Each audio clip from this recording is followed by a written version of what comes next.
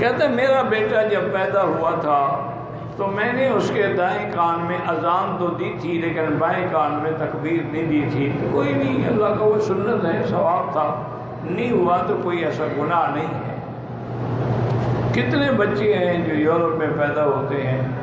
کوئی اذان دینے والا ہی نہیں ہوتا، ہسپتالوں میں پیدا ہوتے ہیں اور ماں باپ کو تو اندر آنے کی اجازت ہی نہیں ہوتی،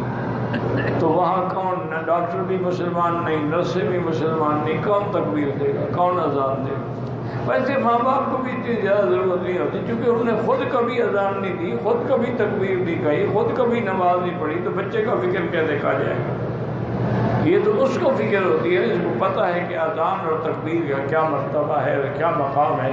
تاکہ بچے کے کان میں سب سے پہلے اللہ کا نام جائے، اور دوسرا اس کو سبق ملے کہ بیٹا یہ دنیا تھوڑی سی